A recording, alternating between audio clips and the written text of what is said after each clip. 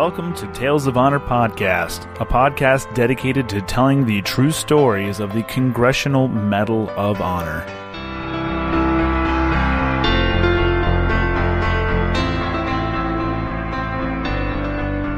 Hello everyone, and welcome back to another episode of Tales of Honor Podcast.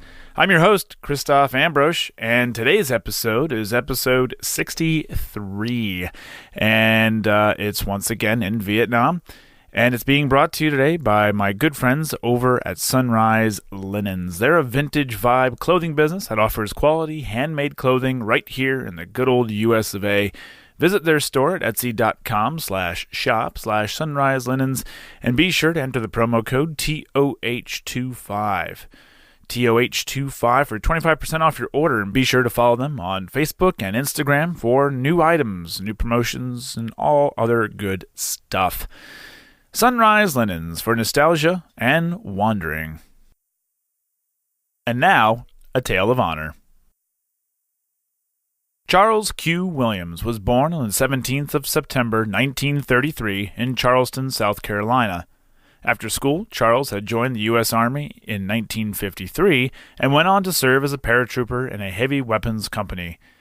He then made the switch from being a non-commissioned officer to second lieutenant after he attended and graduated from Officer Candidate School in 1965. By then, Charles was with the 5th Special Forces Group in Fort Bragg, North Carolina, and the unit had deployed to Vietnam. It was on the 9th of June, 1965, in Dong Xuai, that Charles displayed actions that would earn him the Medal of Honor. The citation reads, First Lieutenant Williams distinguished himself by conspicuous gallantry and intrepidity at the risk of his life above and beyond the call of duty while defending the Special Forces camp against a violent attack by hostile forces that lasted for 14 hours.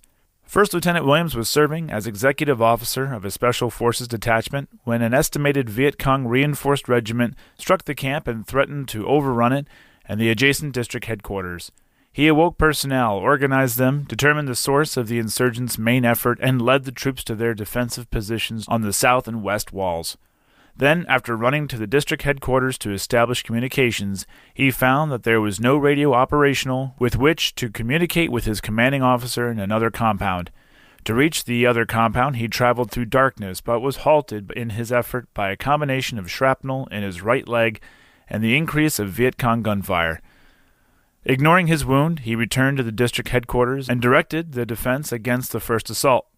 As the insurgents attempted to scale the walls, and as some of the Vietnamese defenders began to retreat, he dashed through the barrage of gunfire, succeeded in rallying these defenders, and led them back to their positions. Although wounded in the thigh and left leg during this gallant action, he returned to his position and, upon being told that communications were reestablished and that his commanding officer was seriously wounded, First Lieutenant Williams took charge of actions in both compounds. Then, in an attempt to reach the communications bunker, he sustained wounds in the stomach and right arm from grenade fragments. As the defensive positions on the walls had been held for hours and casualties were mounting, he ordered the consolidation of the American personnel from both compounds to establish a defense in the district building. After radio contact was made with a friendly air controller, he disregarded his wounds and directed the defense from the district building, using descending flares as reference points to adjust their airstrikes. By his courage, he inspired his team to hold out against the insurgent force that was closing in on them and throwing grenades into the windows of the buildings.